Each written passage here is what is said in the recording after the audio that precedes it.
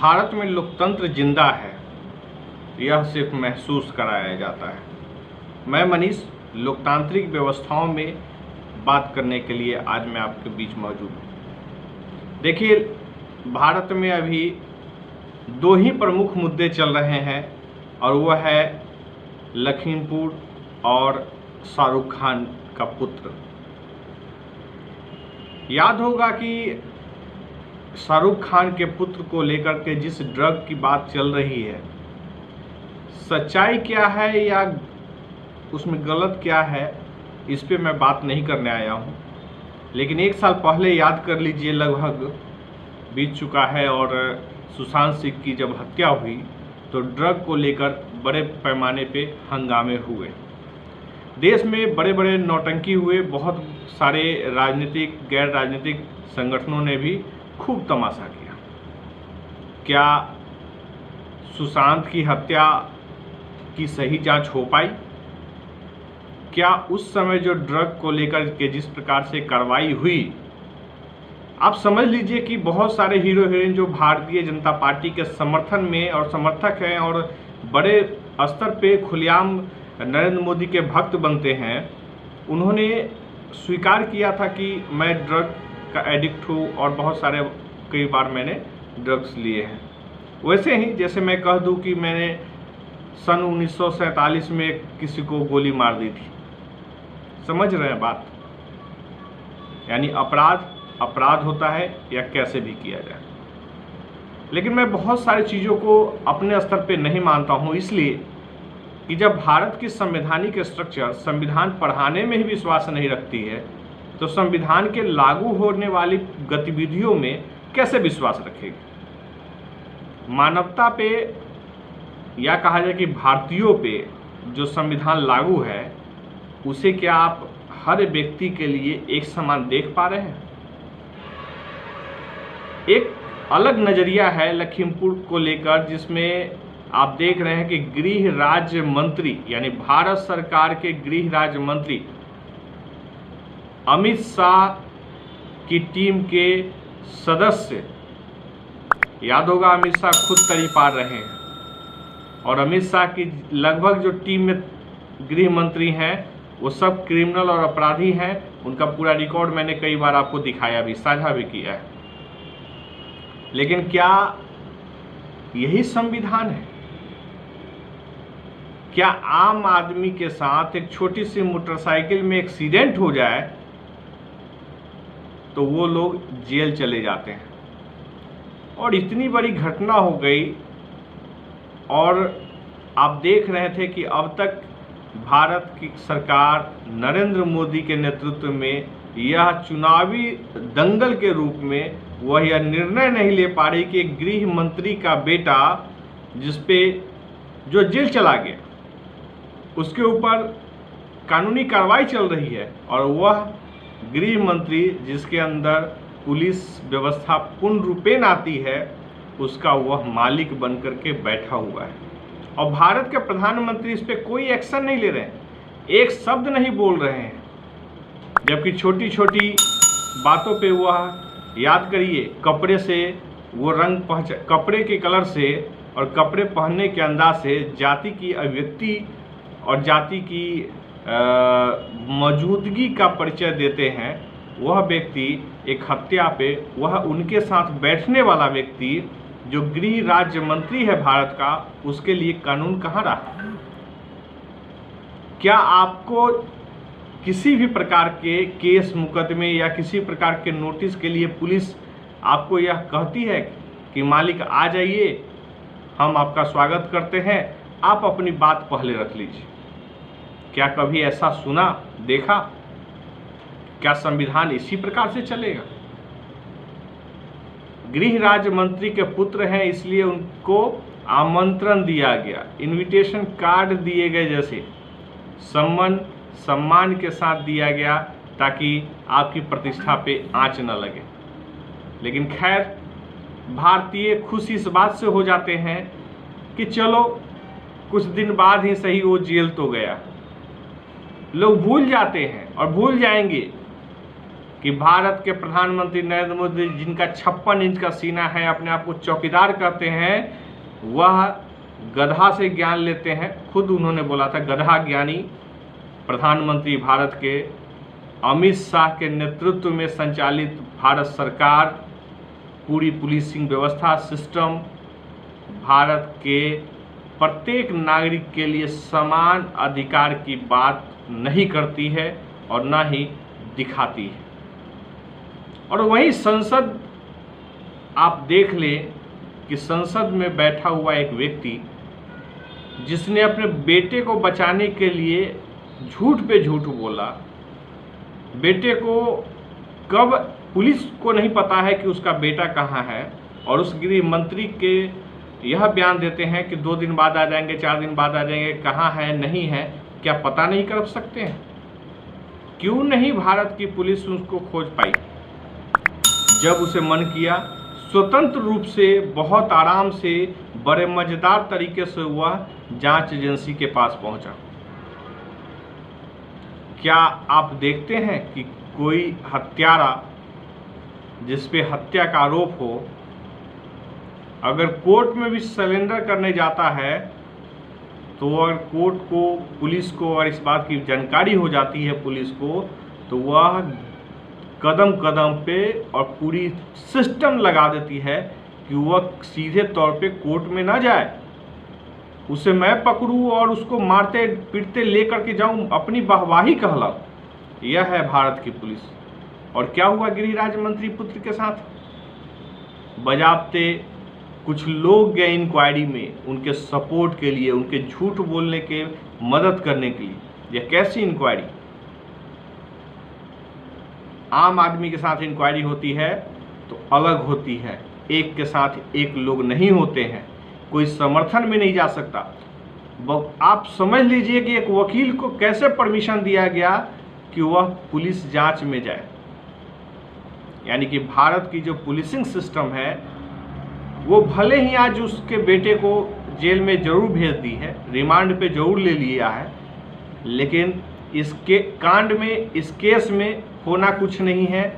सिर्फ वही होना है कि बस 2022 का चुनाव है, कुछ लोगों को गुमराह करना है, एक नई राजनीति है। आप देख लीजिए सिस्टम क्या है, आप समझने का प्रयास करिए कि एक खूनी का बेटा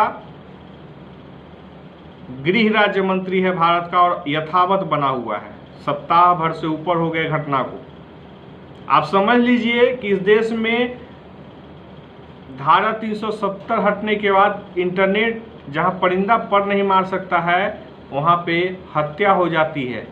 आप समझ के देखिए, जैसे यूपी चुनाव आता है, कोई भी राज्य का चुनाव आता है, केंद्र की चुनाव आती है, वैसे ही कुछ न कुछ बड़े घटना हो जाते हैं। याद करिए 2019 में चुनाव होने से कुछ दिन पहले 300 किलो आरडीएक्स पहुंच जाता है कहां, और क्या विस्फोट हो जाता है। और 56 इंच का सीना कहने वाले लोग जांच तक नहीं करते हैं। क्या आम आदमी इन जगहों पे होता तो क्या इसी प्रकार से जांच होती? याद करिए, विपक्ष में रहते हुए भारतीय जनता पार्टी जो आज है, वह प्रधानमंत्री तक को चूड़ी भेज दिया करती थी, रेनकोट में नहाने की बात करती थी, और न जाने प्रधानमंत्री को क्या क्या शब्दों से, खुद एक संवैधानिक पद पर रहते हुए गुजरात के मुख्यमंत्री नरेंद्र मोदी ने क्या नहीं कहा प्रधानमंत्री के लिए भारत के। और आज प्रधानमंत्री बनने के बाद, मैं तो हिटलर नहीं देखा हूं, लेकिन हिटलर की कहानी, स्टोरी, फिल्म, किताबें पढ़कर यह जरूर महसूस होता है कि हिटलर इतना भी ज़्यादा क्रूर नहीं था, इतना बड़ा आतंकी नहीं था जितना लोग हिटलर का उदाहरण देते हैं। मुझे लगता है कि नरेंद्र मोदी को, अमित शाह एंड टीम को अब उससे आगे आने वाले भविष्य में उदाहरण के तौर पे हिटलर की जगह भारत में नरेंद्र मोदी का नाम आना चाहिए। आप याद करिए, छोटी सी घटना आपके साथ हो जाए, आपसे कोई गलती हो जाए, छोटी सी मामूली सी भी गलती हो जाए, और पुलिस FIR आपके यहाँ हो जाए, आपके ऊपर हो जाए, तो आपके घर के दीवार, आपके घर के एक एक व्यक्ति को उठा करके पुलिस आकर के उसका पूरा जिंदगी बर्बाद कर देगा, पूरे शरीर को तोड़ कर मरोड़ कर रख देगा। और एक गृह राज्य मंत्री गृह मंत्रालय घूमता है, सदन घूमता है, प्रधानमंत्री गृह मंत्री से मिलता है भारत के, और कहीं कोई शर्म नहीं है, कहीं कोई व्यवस्था नहीं है, कहीं कोई निर्लजता नहीं है। क्या यही लोकतंत्र हम बनाने के लिए भारत को आजाद भारत का स्वरूप कहते हैं? यानी कि एक आतंक मचाने वाला समुदाय यानी राजनीतिक दल, जाति की बात मैं नहीं कर रहा हूं। राजनीतिक दल में जो भी लोग हैं अपने हिसाब से सब कुछ करते हैं, आम जनता के लिए कोई संशोधन नहीं होता। एक छोटा सा SC/ST एक्ट लागू हो जाए आपके ऊपर, तो आपके दीवार कब जमीन सहित उखाड़ कर ले जाएंगे आपके घर के पुलिस वाले, उसकी आप कल्पना नहीं कर सकते। तो समझने का प्रयास करिए, देखिए कि दो घटनाओं के बीच बहुत सारी चीजें बेची जा रही है, बहुत सारी अपनी जिम्मेवारी से सरकार मुक्त हो रही है। लेकिन आने वाला सरकार अगर जिम्मेवार हुआ, अगर उसने अपनी जिम्मेवारी को समझ लिया, तो याद रखिए कि भारत के इतिहास में एक ऐसा सुनहरा पल आएगा जब इन गतिविधियों के लिए और देश को बर्बाद करने के लिए और अंतर्राष्ट्रीय गेम के तहत बीमारियों को लाने के लिए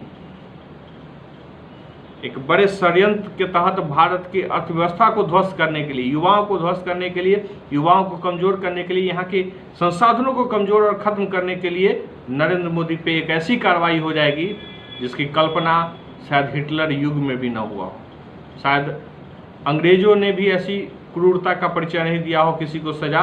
ऐसी सजा का प्रावधान इस देश में भारत के प्रधानमंत्री के इसलिए होगा क्योंकि देश के साथ गद्दारी, देश को बर्बाद करने की साजिश और लोकतंत्र को, संविधान को पूर्ण रूपेण नपुंसक बना देने की जो प्रक्रिया चल रही है, यह भारतीय संविधान के सभी धाराओं के तहत भारत के प्रधानमंत्री, गृह मंत्री और उनकी टीम पे कार्रवाई होनी चाहिए।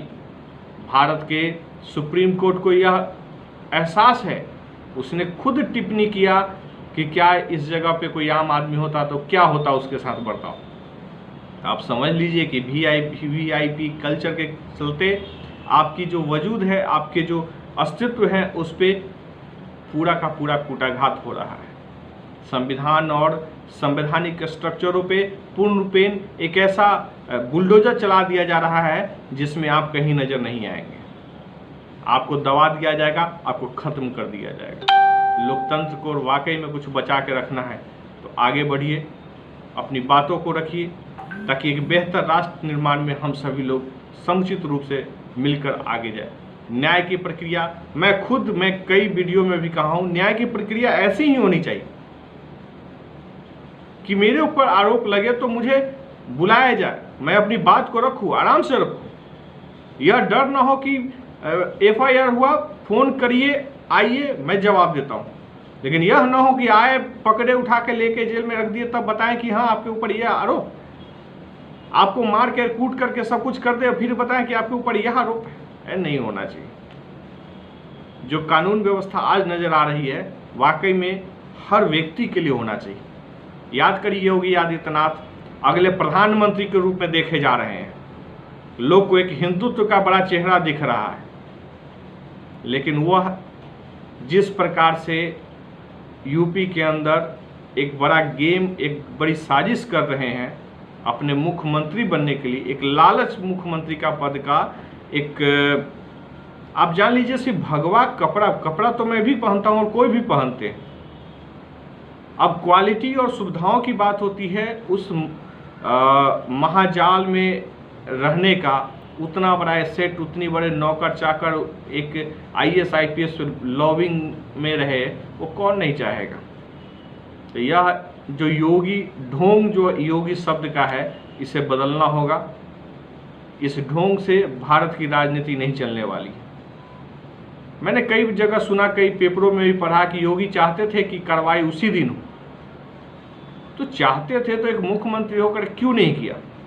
क्योंकि वो अमित शाह की दलाली और नरेंद्र मोदी की दलाली करते हैं। उस जगह पे अगर दलाली नहीं करेंगे, और अब तक उसके फादर गिरफ्तार नहीं है, यानी कि भारत के केंद्रीय गृह राज्य मंत्री अब तक गिरफ्तार नहीं हुए उस मुकदमे में, उनसे कोई पूछताछ नहीं हुई कि आपका बेटा कहाँ था और क्या कर रहा। आप समझ के देखिए कि कौन सी व्यवस्था। अगर योगी आदित्यनाथ दलाल नहीं है राजनीतिक, तो कार्रवाई क्यों नहीं हुई? आप देखते होंगे कि कई जगहों पे बुलडोजर चला दिया गया, घर तोड़ दिया गया, गोली मार दिया गया। इस केस में क्यों नहीं हुआ? क्योंकि बड़े बाप के बेटे हैं, संवैधानिक रूप से नरेंद्र मोदी के साथ चाटुकारिता और दलाली करते हैं। हत्या बलात्कार के केस में उनका इन्वॉल्वमेंट है। आप समझते रहिए, समझिए कि देश जो भारत है, भारत के आम आदमी के साथ जो अत्याचार और अन्याय हो रहा है, उसमें इन राजनेताओं की और ये भगवाधारी जो ढोंग है, उससे बचने की जरूरत है। एक चीज और मैं आपको बता देता हूं, कपड़ा कोई भी कलर हो, लेकिन भगवा का जो स्थान है, उसकी महत्ता जो है, सिर्फ ब्राह्मण समाज ही समझ सकता है। एक चीज ध्यान रखिएगा, भगवा पहनकर अन्य किसी भी जाति के लोग इस देश में आपको जो भी नजर आते हैं, उसमें आप देख सकते हैं कि लगभग लोग आसाराम कैटेगरी के लोग हैं। और कितने लोग पकड़े गए हैं हिंदुत्व के इस जागरण में जो ब्राह्मण नहीं है। आप वह रेशियो देख लीजिए, आप यह रेशियो देख लीजिए कि कई मंदिरों में, कई जगहों पे, मठों में आप देखते हैं कि बच्चियों के साथ छेड़खानी हो रही है, बलात्कार हुआ है छोटे छोटे बच्चों के साथ।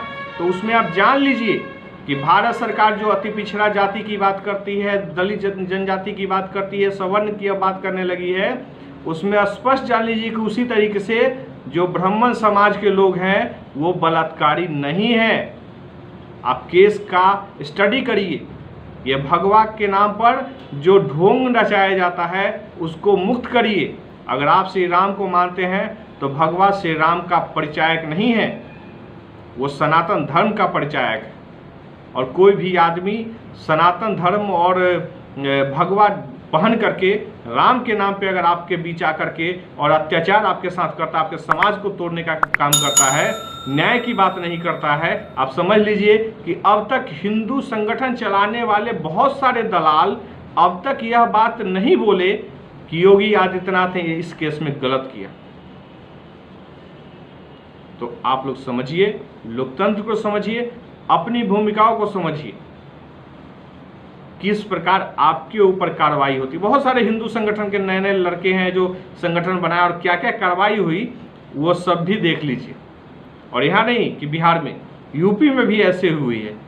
ऐसा नहीं है कि आप, क्योंकि छोटे छोटे स्तरों की न्यूज आप नहीं देखते हैं, समझते हैं, यूपी में भी छोटे छोटे जो भी संगठन बने उनको काट दिया गया, दबा दिया गया, चाहे जेल में है।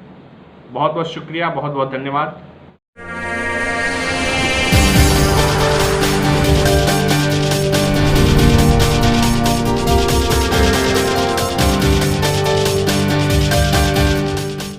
हिंदूवादी राज्य जब मैं कल पढ़ा, अभी पूर्ण रूपेण से भारत में उत्तर प्रदेश को माना जाता है 2 घंटे तक। और उत्तर प्रदेश में अब चुनाव की बिगुल बजने ही वाली है। 4.5 साल का सफर तय हो चुका है। अब तेजी से घटनाक्रम